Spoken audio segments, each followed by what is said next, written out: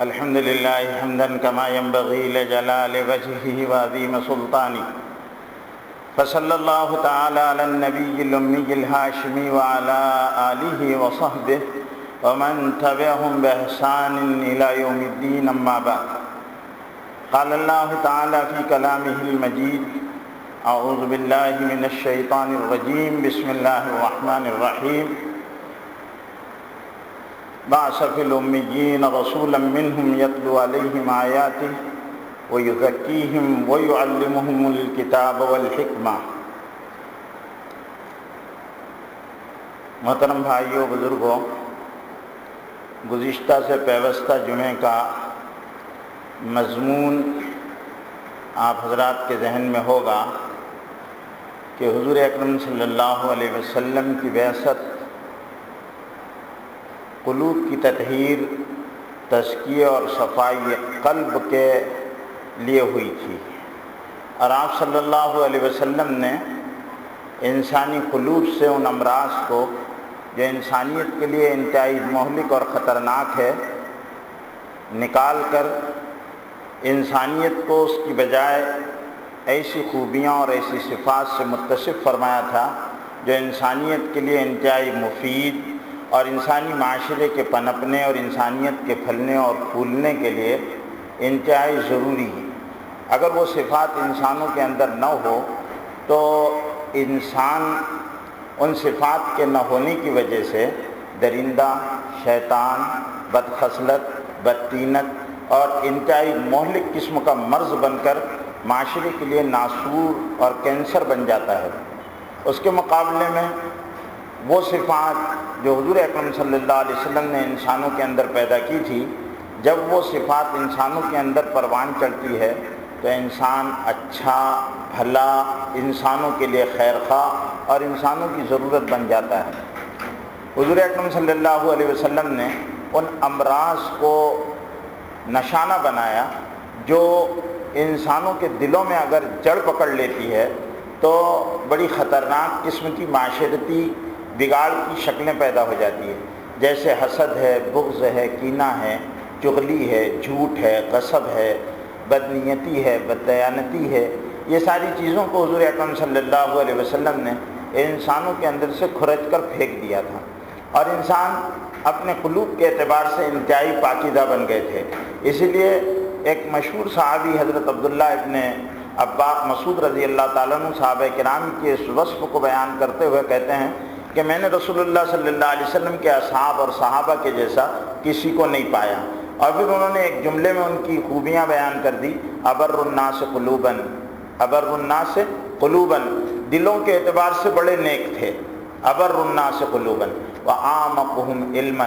اور علم کے اعتبار سے بڑے گہرے تھے. واقلهم تکلفا، اور ان کی زندگیاں بڑی سادہ تھیں، ان میں تکلف نہیں تھا. تکلف نہیں تھا. تکلف جو ہوتا ہے بناوٹ، دکھلاوے کے لیے آدمی کیا کرتا ہے کہ اگر اس کے اندر کمی ہے تو کمی کو پورا کرنے کے لیے وہ خارجی چیزوں سے کمی کو پورا کرتا ہے، اور جن کے اندر کمی نہیں ہوتی وہ کمپلیٹ ہوتے ہیں، مکمل ہوتے ہیں، تو ان کو اپنی کمی کو پورا کرنے کے لیے خارجی عوامل، خارجی اسباب اور محرکات کو استعمال کرنے کی ضرورت نہیں پڑتی ہے. جو کم ہوگا اور جو اپنی نگاہ سے خود گر جائے گا، ظاہر بات ہے کہ کمی انسان کو اپنی ہی نظر میں بے وقت بنا دیتی ہے. تو جو اپنی ہی نظر میں بے وقت ہو جائے، بے قیمت ہو جائے، تو اپنی اس بے وقتی کو اور بے قیمتی کو پورا کرنے کے لیے خارجی عوامل اختیار کرے گا، اور اس کے ذریعے سے کوئی لباس پر محنت کرتا ہے، کوئی فیشن کے سامانوں کو استعمال کر کر اپنی کمی کو پورا کرنے کی کوشش کرتا ہے اور بنتا اور سنورتا ہے اور نکھرتا ہے، کوئی فیشن کے راستوں کو اختیار کرتا ہے، کوئی کسی اور اعتبار سے اپنی کمی کو پورا کرتا ہے تاکہ لوگ اس کو کم محسوس نہ کریں. حالانکہ انسانوں کی اندر کی جو خوبیاں ہوتی ہے وہ اتنی لاجواب ہوتی ہے کہ ان کو لباسوں سے اپنی کمی کو پورا کرنے کی ضرورت نہیں پیش ہوتی. ملک شام کا ایک محاورہ ہے کہ اگر آدمی جو ہے الناس باللباس، ملک شام میں لباس سے لوگ پہچانے جاتے تھے یعنی ان کے یہاں ایک ظاہری اعتبار سے جن کا لباس بڑھیا تو اس اعتبار سے اس آدمی کی قیمت ہوتی تھی. یہ ان کے یہاں الناس باللباس، لوگ لباس کے ذریعے سے. لیکن حضور اکرم صلی اللہ علیہ وسلم نے اس نظریے کو غلط قرار دیا کہ انسان لباسوں سے نہیں پہچانا جاتا، انسان ظاہری زیب و زینت سے نہیں پہچانا جاتا. قرآن مجید میں اللہ رب العزت نے بڑی تباہی اور ہلاکت کی بات بتا کر انسانوں کو وارننگ دے دی ہے کہ انما اموالکم اولادکم فتنہ، کہ تمہارے مال اور تمہاری اولاد جو ہے وہ فتنہ ہے. اور پھر ایک دوسری جگہ فرمایا کہ اہل و عیال ہے اور دنیا کیا ہے، وما الحیات الدنیا الا لہو ولعب وزینۃ وتفاخر بینکم وتکاثر فی الاموال والاولاد، کہ دنیا کی زندگی انہی چیزوں کو انسان سمجھتا ہے. حالانکہ اندر سے انسان کے اندر خوبیاں اور کمالات پیدا کرنا یہ انسان کی اپنی اصل جوہر ہے جو انسان کے اندر پیدا ہوتا ہے. اس لیے حضرت مولانا اشرف علی صاحب تھانوی رحمۃ اللہ علیہ کا مشہور جملہ ہے اور مشہور بات ہے کہ جو انسان اپنی نظر میں ہلکا ہو جاتا ہے، گر جاتا ہے، بے وقت اور بے وزن ہو جاتا ہے، وہ اپنی اس بے وقتی کو اور بے وزنی کو پورا کرنے کے لیے وہ مادی سہاروں کا استعمال کرتا ہے. اس کے ذریعے سے وہ اپنی آج آپ دیکھیں گے کہ سارے کے سارے لوگ اپنی بے وقتی اور بے وزنی کو پورا کرنے کے لیے لباس کا سہارا استعمال کرنا. ہم لباس کے ذریعے سے اچھے سمجھے جائیں اور لوگوں کی بھی ذہنیت ویسی بنتی جاتی ہے کہ لوگ اسی انداز کے لوگ جن کے لباس اچھے، جن کی گاڑیاں اچھی، جن کے پاس پیسہ اچھا، ان کی عزت کرتے ہیں. بظاہر یہ مادی ذہنیت ہے اور مادہ پرستانہ ذہنیت میں یہی ہوتا ہے کہ ظاہری اسباب کو ترجیح دی جاتی ہے. لیکن اللہ کے رسول صلی اللہ علیہ وسلم نے جس انداز کے انسان بنائے تھے، جن کے بارے میں حضرت عبداللہ ابن مسعود رضی اللہ تعالیٰ عنہ فرما رہے ابر الناس قلوبا واعمقهم علما واقلهم تکلفا، کہ ان کی زندگیاں تکلف سے بالکل بری تھی، ان میں بناوٹ نہیں تھی. کیسے تھے صحابہ کہ ان کے پیون لگے ہوئے کپڑے پہنتے تھے، روکی سوکی کھا لیا کرتے تھے، کھچروں پر، گدھوں پر اور اونٹوں پر سفر کیا کرتے تھے. لیکن پوری دنیا کے بڑی بڑی سلطنتوں پر اور دنیا کے بڑے بڑے رقبوں پر ان کی حکمرانی چل رہی تھی. اور حضرت عمر رضی اللہ تعالیٰ عنہ مدینے کے کسی بھی جنگل میں بیت المال کے اونٹ چرا رہے ہیں اور اپنا درگاہ سر کے نیچے رکھ کر سو رہے ہیں. اور ان کی ہیبت کا عالم یہ ہے کہ قیصر اور کسریٰ آج سے 1400 سال پہلے کے رشیا و امریکہ ان کے نام سے گھبرا رہے ہیں، ان کے نام سے ڈر رہے ہیں کہ کہیں عمر کی فوجوں کا رخ ادھر نہ ہو جائے، کہیں عمر ہماری طرف چڑھائی نہ کر دے. اور حضرت عمر رضی اللہ تعالیٰ عنہ وہاں پر اطمینان کی نیند سو رہے ہیں. وہاں سے ان کے پاس کسریٰ کا ایلچی آتا ہے، نمائندہ آتا ہے اور وہ کہتا ہے امیر المومنین سے ملنا ہے. دارالخلافہ کہاں ہے؟ دارالخلافہ کہاں ہے؟ یہاں کا پارلیمنٹ ہاؤس کا ہے اور بادشاہ کی، یہاں کے حکمراں کی رہائش گاہ کہاں ہے؟ وہ سمجھا تھا بیچارہ کہ جس طرح ہمارے حکمرانوں کے محلات بنے ہوئے ہیں اس طرح ان کا بھی کوئی محل بنا ہوا ہوگا جہاں گارڈ کھڑے ہوئے ہوں گے، سیکورٹی کا Z+ سیکورٹی کا نظام ہوگا اور حشم خدم ہوں گے اور بڑا عالیشان محل بنا ہوا ہوگا. اس کے ذہن میں یہ تھا، جیسے اس نے ان کے بادشاہوں کو دیکھا تھا کہ جو تخت طاؤس پر جشن بہارا منایا کرتے تھے اور شراب چلا کرتی تھی اور شباب ہوا کرتا تھا اور رقص ہوا کرتا تھا اور ساری برائیاں ہوا کرتی تھی، جو عوام سے ظالمانہ طور پر ٹیکس کھینچے جاتے ہیں اور وصولے جاتے ہیں، ان ٹیکسوں کی بنیاد پر بڑے بڑے حکمراں داد و دہیش دیا کرتے تھے اور عیاشیاں کیا کرتے تھے. سب اس کے ذہن میں وہ خاکہ تھا اپنے حکمرانوں کا. تو اس نے کہا بھئی کیسا یہاں کا پارلیمنٹ اور کیسی یہاں کی اسمبلی اور کیسا یہاں تم کس دنیا سے آئے ہو، کیسی باتیں کر رہے؟ ہمارے یہاں کوئی بادشاہ کا محل نہیں ہے، ہمارے یہاں قصر الملک نہیں ہے، بادشاہ کا محل نہیں ہے، ہمارے یہاں دارالخلافہ، یہ مدینہ پورا شہر دارالخلافہ ہے اور ہمارے یہاں مسجد سے سارے معاملے فیصلے ہوتے ہیں. جو مسجد ہے، مسجد بھی ہے اپنی مسجد ہدا جیسی نہیں تھی عالیشان اے سی لگا ہوا، بلکہ وہ مسجد کیسی تھی جانتے ہو؟ کھجور کے پتے اس پر لگے ہوئے تھے، نیچے کنکریاں قاعدے سے بچھا دی گئی تھی اور بس کھجور کے تنوں کو اس میں ڈال دیا گیا تھا اور اس سے سایہ کر دیا گیا تھا. 100 ہاتھ کی لمبی تھی اور 100 ہاتھ کی چوڑی تھی، 100 بائی 100 کی مسجد بنی ہوئی تھی اور اسی میں ایک چبوترا تھا جس چبوترے پر لوگ آ کر بیٹھا کرتے تھے جو غریب تھے، دور دور سے دین سیکھنے کے آ رہے تھے. ایک استوان وفود تھا، حاجی لوگ جو گئے ہیں اور انہوں نے ریاض الجنہ کو دیکھا ہے، ریاض الجنہ میں کچھ پلرز ہیں، ان کے نام ہے استوان حنانہ ہے، استوان عائشہ ہے، استوان ابو لبابہ ہے، استوان توبہ ہے، استوان حرس ہے، استوان وفود ہے۔ تو استوان وفود پر وہ جو باہر سے بادشاہوں کے اور مختلف دنیا کے نمائندے آیا کرتے تھے، وہ وہاں پر بیٹھا کرتے تھے استوان وفود پر، اور حضور اکرم صلی اللہ علیہ وسلم اسی چبوترے پر کسرا سے بات کے ایلچی سے بات کر رہے ہیں، کیسر کے ایلچی سے بات کر رہے ہیں، مقوقس کے ایلچی سے بات کر رہے ہیں، حبشہ کے ایلچی سے بات کر رہے ہیں، سفیر سے بات کر رہے ہیں۔ بڑے بڑے سفیر آ رہے ہیں اور بڑے بڑے ڈیلیگیٹس آ رہے ہیں اور نمائندے آ رہے ہیں، اور سب سے حضرت حضور صلی اللہ علیہ وسلم ان سے بات کر رہے ہیں، وہیں حضرت عمر بھی بیٹھ کر بات کر رہے ہیں۔ تو یہ جو تھا یہ وہاں پر تھا، لیکن ہیبت کا عالم یہ تھا کہ حضرت عمر رضی اللہ تعالیٰ عنہ کے بارے میں پوچھتا ہے کہ کہاں ہے تمہارا دارالخلافہ اور تمہارا ملک اور تمہارا حکمراں کہاں؟ تو کہنے لگے بھئی یہاں کوئی دارالخلافہ نہیں ہے، یہاں پر کوئی قصر نہیں ہے، یہاں پر کوئی پارلیمنٹ نہیں ہے، یہاں کا حکمراں ایک مسلمانوں کا عام آدمی ہے اور وہ کہیں سو رہا ہوگا یا کوئی کام کر رہا ہوگا۔ اس کو بڑی حیرت ہوئی کہ جس آدمی کی فوجیں کس ایران کو فتح کر رہی ہے، روم کو روند رہی ہے اور مصر تابع آ چکا ہے، اور جنہوں نے حکومت ساسان جس سے ٹکر لینے کا بھی کوئی تصور نہیں کر سکتا، اس سے ٹکر لی جا رہی ہے، اور ادھر فلسطین اور اردن میں جن کے گھوڑے دوڑ رہے ہیں، تو اتنا بڑا حکمراں ہے اور ایسا کہاں ہوگا؟ تو تلاش ان کے اندر جستجو اور طلب پیدا ہوئی، اور ڈھونڈتے ہوئے انہوں نے کہا چلو ڈھونڈو۔ تو انہوں نے دیکھا کہ بیت المال کے اونٹ ہیں، اور بیت المال کے اونٹوں کو حضرت عمر رضی اللہ تعالیٰ عنہ چرا رہے ہیں، اور لیٹ گئے درہ پڑا، اور وہاں پر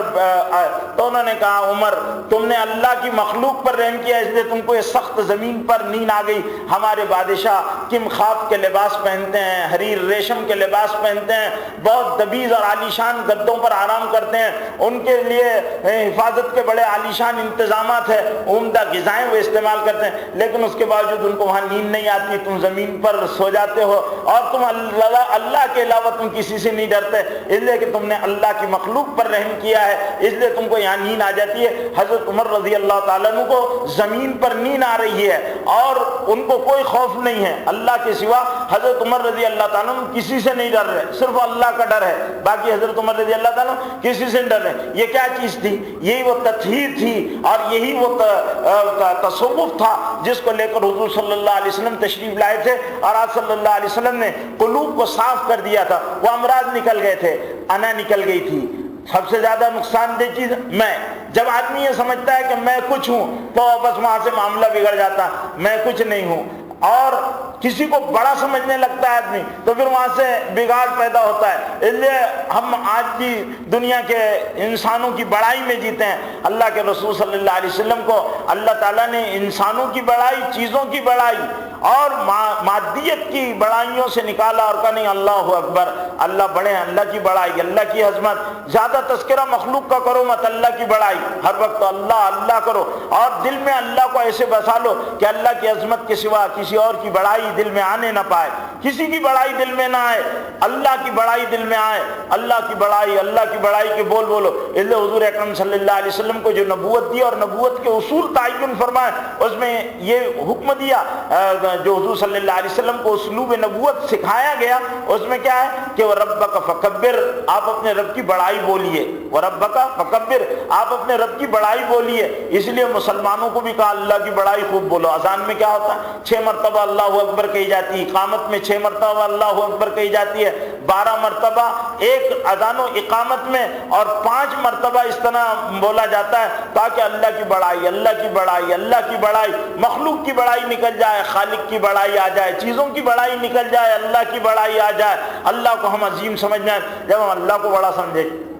گے تو باقی ساری چیزیں چھوٹی سمجھ میں آئے گی۔ اس لیے صحابہ کے سامنے جب ربیع بن عامر رستم کے دربار میں گئے تو اس کا دربار بہت عالیشان تھا، اور وہ تو ایک کمانڈر ان چیف تھا، جرنیل تھا وہ، اور اس کا بادشاہ نہیں تھا وہ ایران کا بلکہ کمانڈر تھا۔ اس کے دربار کا یہ حال تھا کہ سارے لوگ قالین عمدہ قالینیں بچھے ہوئے، گاؤ تکیے لگے ہوئے ہیں، سونے اور چاندی کے برتن راستے میں بچھائے گئے، لگائے گئے، شراب پلائی جا رہی ہے اور ساری نعمتوں کا ایک دم کھل کر اظہار ہو رہا ہے۔ صحابہ حضرت ربیع بن عامر اپنے وفد کے ساتھ جب اس کے دربار میں جا رہے تو ان کے چھوٹے چھوٹے نیزے ہاتھ میں، اور چھوٹے عربی گھوڑوں کا قد چھوٹا ہوتا تھا، عربی گھوڑے لے کر وہ دندناتے ہوئے اس کی قالینوں کو چیرتے ہوئے اور پھاڑتے ہوئے، نیزے کو اس طرح ٹیکتے ہوئے چلے گئے۔ یہ کیا تھا؟ بے وقتی تھی، ان کی نظر میں ان چیزوں کی کوئی وقت نہیں تھی، وہ اس کو بالکل ہلکا سمجھتے تھے۔ اور جا کر رستم اتنے بڑے کمانڈر ان چیف کی آنکھوں میں آنکھیں ڈال کر انہوں نے بات کی، اس لیے متاثر نہیں ہوتے تھے بلکہ متاثر کیا کرتے تھے۔ ہم آج کسی کا گھر دیکھتے ہیں تو متاثر ہو جاتے، کیا زبردست گھر بنایا، کسی کی کار دیکھتے ہیں تو متاثر ہوتے، کیا کار بنائی۔ یہ معلوم ہے، یہ ذہن کسی کے گھر کو دیکھ کر متاثر ہونا، کسی کے لباس کو دیکھ کر متاثر ہونا، کسی کے مال کو دیکھ کر متاثر ہونا، کسی کی چیزوں کو دیکھ کر متاثر ہونا، یہ وہ تاثر ہے جس کو اللہ نے پسند نہیں کیا۔ قرآن مجید میں اللہ رب العزت نے قارون کا تذکرہ کیا کہ قارون کے مال کو دیکھ کر لوگ متاثر ہوا کرتے تھے، کتنا مال دیا اللہ تعالیٰ نے اس کو، تو متاثر ہوتے تھے۔ اللہ نے کہا نہیں، اس کے مال کو مت دیکھو، اس کے انجام کو دیکھو، اس کے مال کو مت دیکھو۔ انجام کیا ہوا؟ مال اگر بچانے والی چیز ہوتی اور مال کامیاب کرنے والی چیز ہوتی تو قارون کا انجام وہ نہیں ہوتا، زمین میں مال کے ساتھ دھسا دیا گیا۔ اور اس طرح کے بہت سارے واقعات حدیثوں کے اندر آئے ہیں۔ اور آخری زمانے میں بھی ایک بڑا فتنہ آنے والا ہے جس کے بارے میں حدیث میں دجال آئے گا، اپنی دجالی قوتوں کے ساتھ آئے گا، اس کے ساتھ جنت ہوگی۔ جنت کا مطلب یہ کہ خوب سجی ہوئی اور بھری بھرائی دنیا ہوگی اور خوب رنگینیاں اور رانائیاں ہوگی، لوگ اس کو دیکھ کر متاثر ہوں گے اور لوگ اس کی جنت میں جانے کے لیے کوشش کریں گے۔ اور ایک طرف جو اس کی جنت میں داخل ہوگا، اللہ کے رسول صادق المصدوق حضرت محمد صلی اللہ علیہ وسلم نے ارشاد فرمایا، جو دجال کی جنت میں جائے گا وہ اللہ کی جہنم میں جائے گا، اور جو دجال کی جہنم میں جائے گا وہ اللہ کی جنت میں جائے گا، کیونکہ جہنم میں جانے سے پہلے اللہ ایمان والوں کی روحوں کو قبض کر لیں گے، ان کو پھر پتہ ہی نہیں چلے گا کہ دجال کیا کر رہا۔ جیسے اصحاب بروج کے بارے میں ہوا تھا، والسماء ذات البروج والیوم الموعود وشاہد ومشہود قتل اصحاب الحدود النار ذات الوقود اذ هم علیہا قعود۔ وہ پوری سورہ بروج کے اندر اللہ تعالیٰ نے ان کا واقعہ بیان کیا کہ وہ ظالم بادشاہ نے ان کے لیے آگ کی خندقیں کھود دی اور آگ کی خندقوں میں ڈال دیا۔ اللہ تعالیٰ خندقوں میں جانے سے پہلے ان کی روحوں کو قبض کر لیا کرتا تھا۔ اس طرح اللہ دجال کے مقابلے میں، لیکن جو دجال کے خوف سے اس کی جنت میں چلے جائیں گے وہ ناکام ہو جائیں گے۔ تو یہ دنیا کی زیب و زینت اور یہ آرائشیں اور یہ زیبائشیں اور یہ چیزوں سے متاثر ہونا اور لوگوں کا یہ نہیں، بلکہ یہ ہے کہ یہ اللہ تعالیٰ کے طرف سے امتحان اور آزمائش کی گھڑیاں ہیں، جن کو بھی اللہ نے دیا ہے ان کا بڑا امتحان ہوگا اور ان سے باز پرس اس کے بارے میں ہوگی۔ اس لیے ہم کو جو چاہیے یہ کہ ہمارے اندر اللہ کی بڑائی آئے، اللہ کی عظمت آئے، آخرت کی نعمتوں کا یقین پیدا ہو جائے۔ اس کے لیے ہم کو اللہ رب العزت نے ایک ایسی نبوت سے متصف فرمایا جس میں حضور اکرم صلی اللہ علیہ وسلم نے انسانوں کے اندر سے مال کی محبت نکالی، مال کی محبت نکالی، دل میں دوسرے امراض کی طرح یہ مال کی محبت کا پیدا ہو جانا۔ اور چونکہ ساری چیزوں کا مرکز دل ہے، اس لیے اللہ کے رسول صلی اللہ علیہ وسلم ارشاد فرماتے ہیں، ان فی الجسد مضغہ اذا صلحت صلح الجسد کلہ واذا فسدت فسد الجسد کلہ الا وہی القلب۔ انسان کے جسم میں گوشت کا لوتھڑا ہے، اور جیسے موبائل میں آپ کارڈ ڈالتے ہیں تو موبائل کو چلاتا ہے، موبائل اس کی وجہ سے چلتا ہے، اور کسی بھی چیز میں چلانا ذرا سی چپ ہے، وہ چپ کی وجہ سے پوری مشین چلتی ہے، وہ چپ نکال دیں گے آپ تو مشین بند ہو جائے گی۔ یہ پورا ایسی چل رہا ہے اور روشنی ہوتی ہے تو تھوڑا سا وائر ہے، فیوز جس کو کہتے ہیں، وہ نکال دو تو سب اندھیرا ہو جائے، گرمی ہونے لگے۔ تو اسی طرح اللہ رب العزت نے انسان کے دل میں قلب رکھا ہے، ان فی الجسد مضغہ، انسان کے جسم میں گوشت کا لوتھڑا ہے، اذا صلحت صلح الجسد کلہ، جب وہ درست ہو جاتا ہے تو ساری باڈی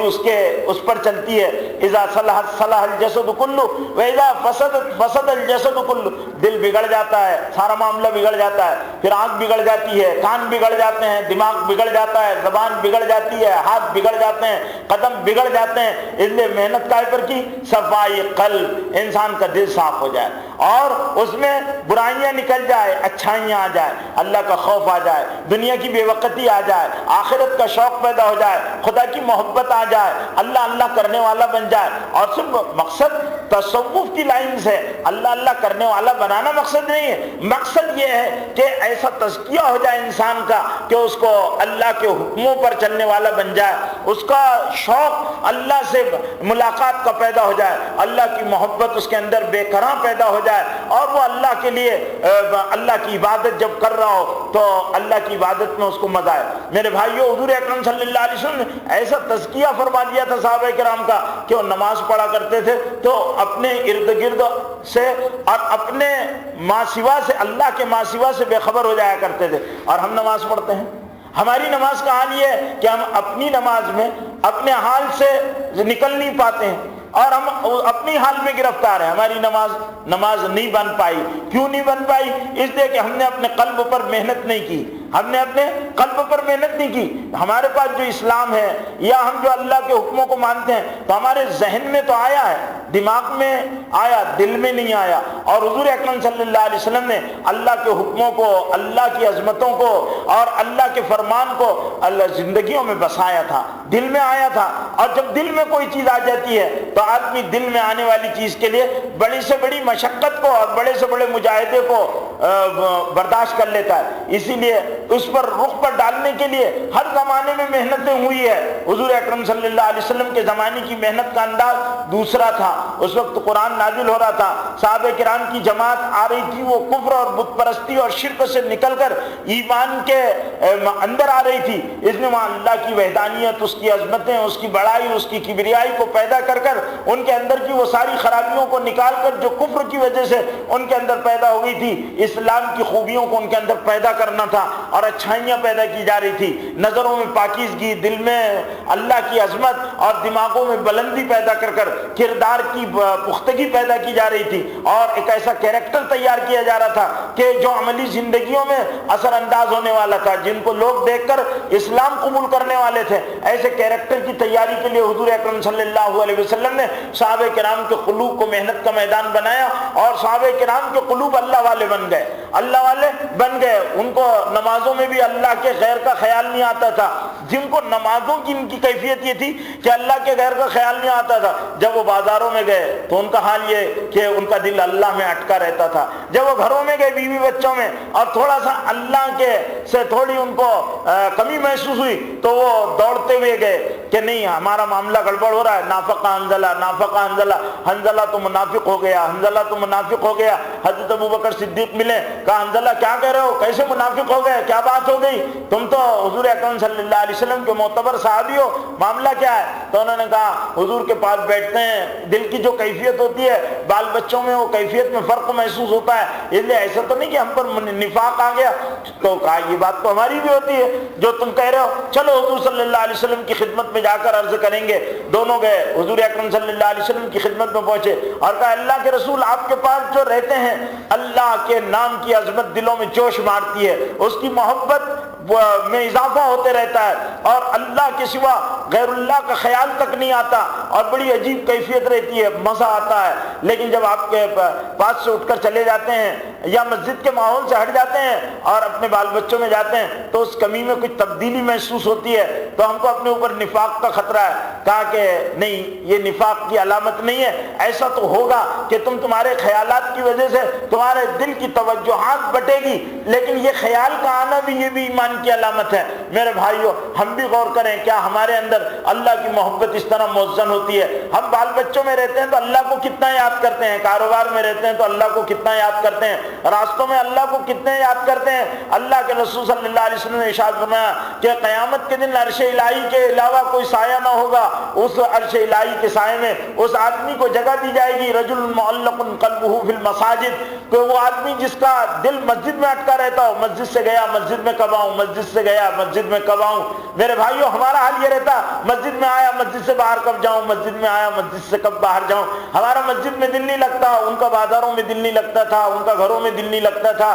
ان کا خوبصورت بیویوں کے پاس دل نہیں لگتا تھا، ان کے ننھے ننھے معصوم بچوں کی گلکاریوں اور جو جس طرح وہ پیاری پیاری باتیں کرتے اس میں بھی ان کو دل نہیں لگتا تھا، اللہ کی طرف دوڑتے تھے۔ ان کے بارے میں قرآن کہتا ہے تتجافی جنوبہم عن المضاجع، ان کے پہلو خوابگاہوں سے جدا ہوتے ہیں، یذکرون اللہ قیاما وقعودا وعلی جنوبہم، وہ اللہ کو یاد کرتے ہیں کھڑے بیٹھے اور پہلو بدلتے ہوئے۔ وہ اللہ سے ایسی ان کی لو لگی تھی، ایسا دل لگا تھا، ایسی اللہ کی یاد میں وہ بسے ہوئے تھے۔ میرے بھائیوں، اسی کو یہی چیز کو پیدا کرنا حضور اکرم صلی اللہ علیہ وسلم کی نبوت کے مقاصد میں اللہ نے شامل کر دیا تھا کہ دل اللہ سے لگ جائے، برائیاں ہمارے دلوں سے نکل جائے، دنیا کی محبت نکل جائے، مال کی محبت نکل جائے، اولاد کی محبت فطری چیز ہے، اولاد کی ہم محبت ہمارے دل میں ہو، بال بچوں کی محبت ہوگی، بیوی کی محبت ہوگی، والدین کی محبت ہوگی، دوستوں کی محبت ہوگی، رشتہ داروں کی محبت ہوگی، لیکن یہ محبت اللہ کے مقابلے پر غالب نہیں آئے گی۔ جب اللہ کو ہماری جانوں کی ضرورت ہوگی ہم جان دیں گے، مالوں کی ضرورت ہوگی مال دیں گے،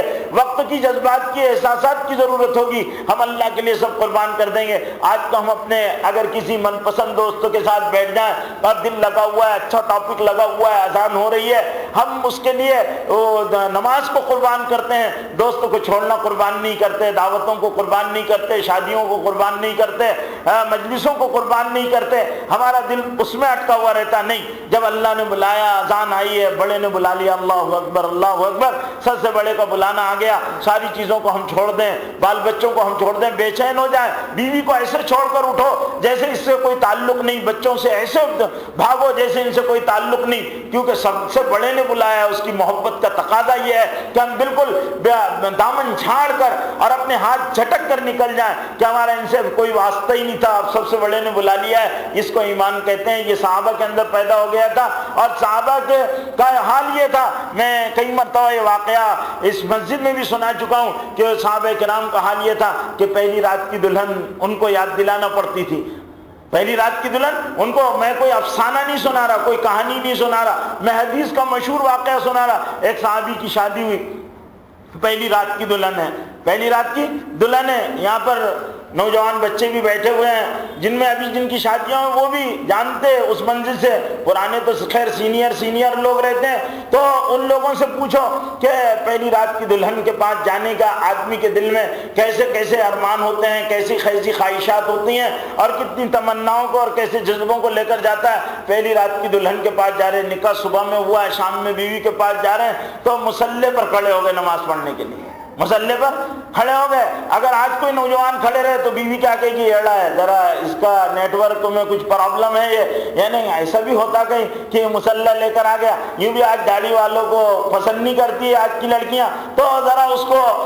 کچھ غلط سمجھے گی، اور بہرحال اس نے بیچارے نے تھوڑی اداکاری کر بھی لیا، نماز پڑھا تو اس کو بھی دل نہیں لگے گا کہ وہ کر لے۔ تو بہرحال یہ ہے کہ وہ صحابی مصلی پر کھڑے ہوئے، اللہ اکبر، اور جب نیت باندھی تو بیوی انتظار میں ہے، اب سلام پھیریں گے، تب سلام پھیریں گے، کچھ اپنی کہیں گے، کچھ ان کی سنیں گے، تو صبح ہو گئی۔ کیا ہوئی؟ صبح ہو گئی۔ اب یہ حضرت کو فرصت ہی نہیں ہے، تو جب وہ جانے لگے، فجر کی اذان ہوئی، جانے لگے، تو بیوی نے کہا، کہنے لگے کہاں جا رہے ہو؟ میرا بھی تو کچھ خیال ہے۔ کہاں؟ جس اللہ کا نام لے کر تمہارا حق ہم پر آتا ہے، اس اللہ کی یاد نے تمہاری یاد سے غافل کر دیا۔ بیوی بھول جایا کرتے تھے، کوئی افسانہ نہیں ہے، کوئی کہانی نہیں ہے۔ صحابہ کرام ایسے ہی تھے، اللہ کی ان کے دلوں میں ایسی محبت تھی، رات بھر عبادت میں مزہ آتا تھا، رات بھر عبادت میں مزہ آتا تھا۔ ہم کو فجر کی نماز نصیب نہیں ہوتی، ہماری نیندوں کا حال یہ ہے، کس قدر گراں تم پر صبح کی بیداری ہے، ہم سے کب پیار ہے تم کو، ہاں نیند تمہیں پیاری ہے۔ تو ہمارا حال یہ ہے، ہم فجر کی نماز ہم کو نصیب نہیں ہوتی، وہاں رات رات کتنے نوجوان ہیں اس میں ایمانداری سے نوجوان بیٹھے، بتاؤ کون نوجوان ہے رات بھر اللہ کی عبادت میں اس نے کھڑے رہ کر رات گزار دی ہو، اور ایک ایک رکعت میں اس کا، کیونکہ ہم کو تو اتنا قرآن بھی یاد نہیں ہے کہ جو ہم رات بھر پڑھ سکے، انا اعطیناک اور قل هو اللہ احد کے سوا ہم کو قرآن یاد نہیں ہے، تو ہم پڑھیں گے کیا؟ تو ہمارا حال یہ ہے، ہم کو قرآن سے شغف نہیں ہے۔ تو صحابہ کرام کا حال یہ تھا، ان کو اور جب ان کو کہا جاتا چھوڑ دو، ایک صحابی ہیں حضرت حنزلہ رضی اللہ تعالیٰ عنہ، جن کا حدیث میں واقع آیا، پہلی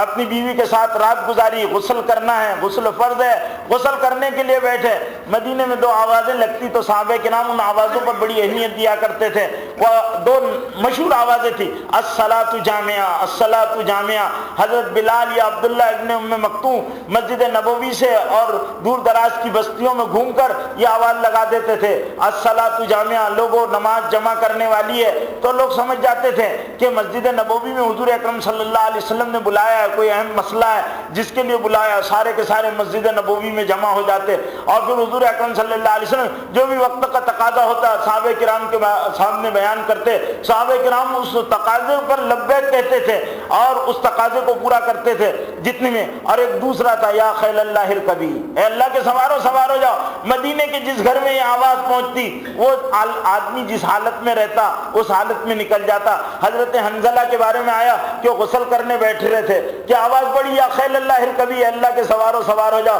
تو غسل نہیں کیا، فوراً کپڑے انہوں نے سمیٹے اور گھوڑے پر کی پیٹھ پر سوار ہو کر پہنچ گئے، کہنے لگے یا خیل اللہ ارکبی، اللہ کے سوارو سوار ہو جائے۔ حالانکہ غسل جنابت تھا، غسل فرض تھا، لیکن کہا ممکن ہے یہ یا خیل اللہ ارکبی ہے، اللہ کے سوارو سوار ہو جاؤ، اللہ کی طرف سے، اللہ کے رسول کی طرف سے آواز لگ رہی ہے، میں اگر غسل کروں گا تقاضا نہ نکل جائے۔ اس طرح صحابہ کرام کو اللہ اور رسول کا حکم کا پاس تھا کہ فوراً دوڑا کرتے تھے، یہاں نماز اذان دی جا رہی، ایمان والو آؤ، حی علی الصلاۃ، حی علی الفلاح، حی علی الصلاۃ، حی علی الفلاح، حی علی الصلاۃ، حی علی الفلاح۔ سن رہے کس کو بولا جا رہا، کیا بولا جا رہا، کون بلا رہا، کیا بلا رہا، کیوں بلا رہا، وہ کامیابی کے لیے ہمارے کوئی مطلب نہیں ہے، ہم جہاں بیٹھے ہیں ٹس سے مس نہیں ہوتے، دوست ہم سے نہیں چھوٹتے، بیویاں ہم سے نہیں چھوٹتی، کارخانے ہم سے نہیں چھوٹتے۔ تو میرے بھائیوں، ہم نے اپنے قلب کو اللہ کی محبوبیت کا مرکز نہیں بنایا، اور نبوت کا جو عظیم الشان مقصد تھا کہ ہمارے دلوں میں اللہ کی محبت پیدا ہو جائے، وہ نہیں، یا خیل اللہ ارکبی۔ پہلی رات کی بیوی کو چھوڑ کر چلے، میدان جنگ میں گئے، شہید ہو گئے، فرشتوں نے حضرت حنزلہ کو غسل دیا، اس لیے حضرت حنزلہ کے بارے میں آتا ہے غسیل الملائکہ، جن کو فرشتوں نے نہلایا تھا، غسیل الملائکہ، فرشتوں نے غسل دیا تھا، غسیل الملائکہ، غسیل کہتے ہیں جس کو نہلایا گیا ہو، فرشتوں نے نہلایا تھا۔ حضور صلی اللہ علیہ وسلم کو معلوم ہوا کہ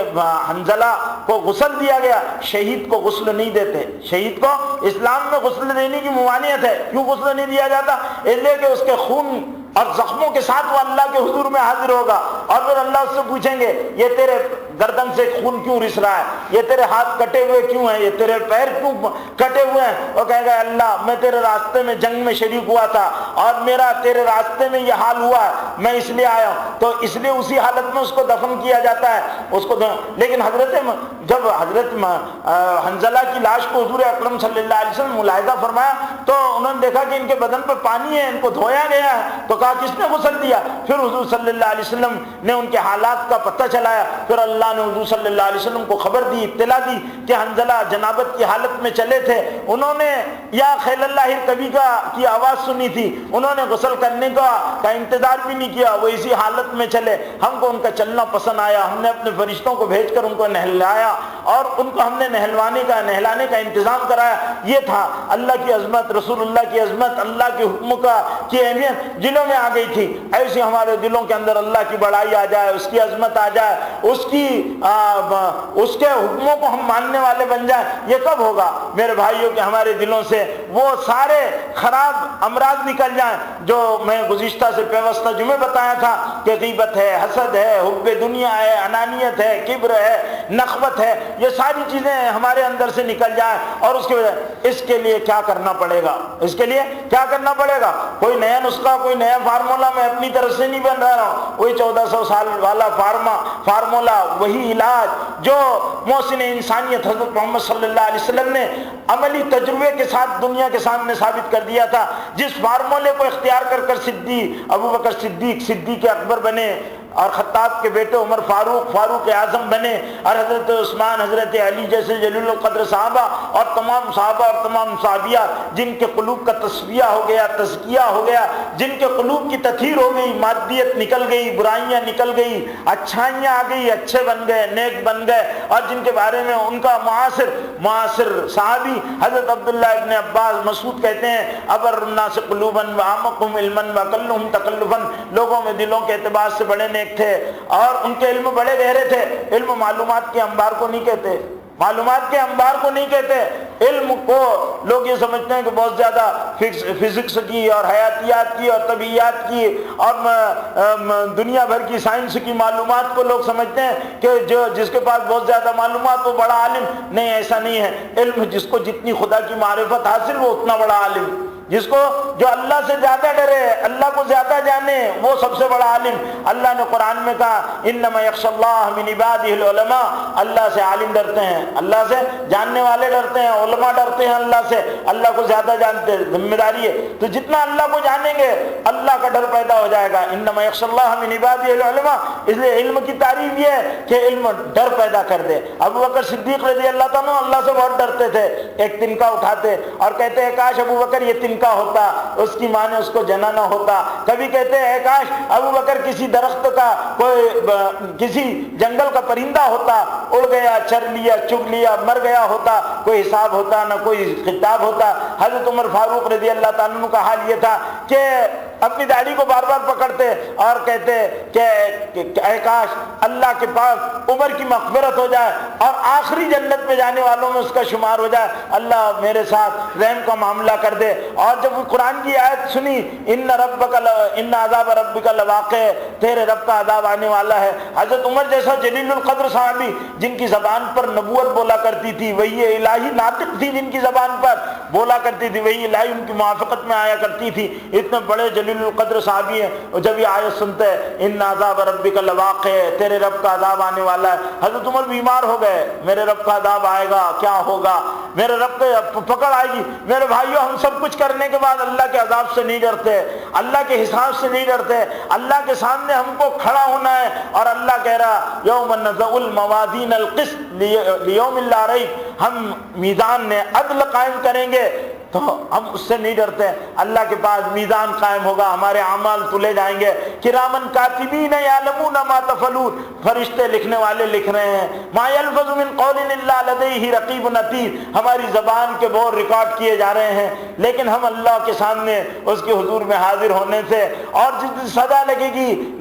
لمن الملک اليوم، آج بتاؤ بادشاہت کس کی ہے، پھر اعلان ہوگا للہ الواحد القہار، ایک غلبے والے اللہ کی بادشاہت ہے۔ اس دن جب ہمارے سے ہماری بندگی کا حساب ہوگا، ہم پر اللہ کی نعمتوں کا حساب ہوگا، ہم سے سوال جواب ہوں گے، اللہ دلوں کی پاکی کی بنیاد پر فیصلہ کریں گے۔ اس دن سے ہم صحابہ ڈرا کرتے تھے، یہ حضور اکرم صلی اللہ علیہ وسلم کا فیض نظر تھا، آپ کی تربیت تھی، آپ کی تعلیم کی برکتیں تھیں، اور قرآن مجید کے آیات کا اثر تھا کہ صحابہ کرام کی جماعت پاکیزہ بن گئی تھی۔ آج میرے بھائیوں، ہمارے مسلم معاشرے میں غیبتیں، جھوٹ، چغلیاں، برائیاں، دشمنیاں،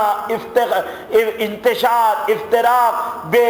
دنیا کی محبت، مال کی محبت، عورتوں کی محبت، بچوں کی محبت، چیزوں کی محبت، چیزوں کی بڑائی، یہ ساری چیزوں نے ان برائیوں کو، جن کو حضور اکرم صلی اللہ علیہ وسلم نکالنے کے لیے آئے تھے، آج وہ ہماری دلوں میں بسی ہوئی ہے، ہم اس کو نکالنے کی فکر نہیں کرتے، آخرت کا شوق نہیں پیدا ہوتا۔ وہ کیسے پیدا ہوگا؟ جبکہ ہم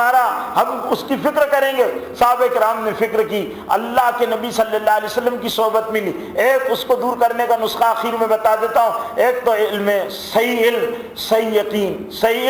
علم صحیح ہونا چاہیے، علم صحیح، اور علم صحیح کیا ہے؟ قرآن و حدیث کا علم، قرآن و حدیث کا علم صحیح، علم صحیح کے ساتھ صحیح یقین، ہمارا یقین صحیح بن جائے، صحیح علم، صحیح یقین، صحیح علم حاصل ہوگا صحیح علماء سے، جو علماء اللہ سے ڈرتے ہیں اور علماء کی صحبتوں میں جا کر بیٹھو، ان سے، عالم جو ہیں انبیاء کے وارث ہیں، ان کی عزت کرو، ان کا احترام کرو، ان کے پاس جاؤ، ان کی مجلسوں میں بیٹھو، ان سے وابستگی رکھو۔ ان علماء کی پہچان یہ ہے کہ وہ دنیا سے کنارہ کریں، آخرت کی فکر کریں، ان کا حال یہ ہو کہ اللہ سے ڈرنے والے ہوں اور ان کے پاس جا کر بیٹھو، ان سے فیض یاب ہو جاؤ جہاں بھی ملے، چاہے آپ کو دنیا کے کسی خطے میں جانا پڑے، اپنی آخرت کے بنانے کی فکر کرنے کے لیے وہاں کا سفر کرو، ان کے پاس جاؤ۔ صحیح علم، صحیح یقین، یہ دو چیزوں کے ساتھ اللہ رب العزت سے مانگنا دعا، اور پھر اس کے بعد ذکر کا کرنا، کیونکہ ذکر جو ہے وہ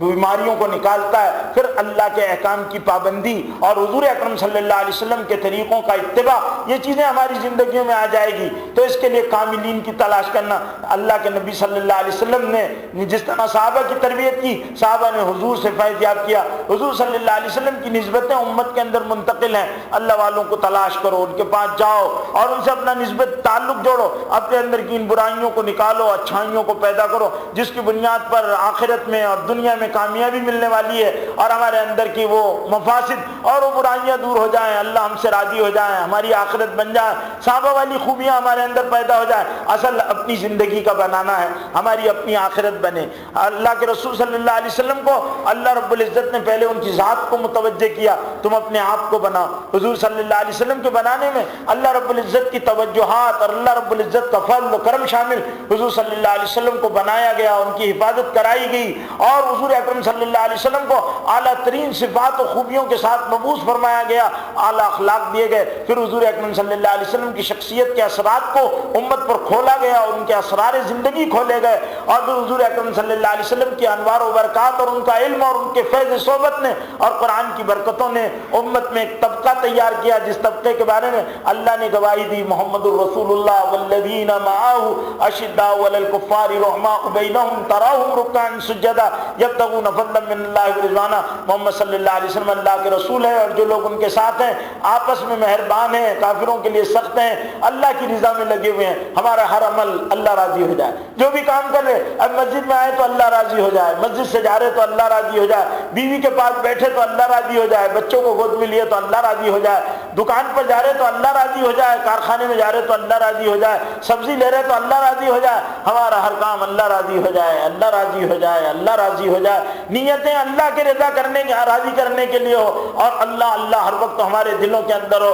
ہم برائیوں سے بچنے والے بن جائیں، اچھائیوں کے کرنے والے بن جائیں۔ اس کے لیے بزرگوں کی صحبت، علماء کی صحبت، صحیح علم کا حاصل کرنا، قرآن سے تعلق جوڑنا، صحیح معلومات کا حاصل، یہ ساری چیزیں اسی کے لیے حضور کو بھیجا گیا تھا۔ جیسے کہ قرآن نے کہا بعث فی الامیین رسولا منہم، اللہ نے ان پڑھوں میں ایک رسول بھیجا جو انہی میں سے آیا، اور اس نے کیا کیا، یعلمہم الکتاب والحکمہ، اس نے ان پر کتاب کی آیتیں ان کو پڑھ کر سنائی، ان کا تزکیہ کی، یزکیہم ویعلمہم الکتاب یتلو علیہم آیاتی، کہ تلاوت آیات کرتے، قرآن پڑھ کر سناتے، تزکیہ کرتے، اندر کی خرابیاں نکالتے، یہ بات غلط، یہ چھوڑ دو،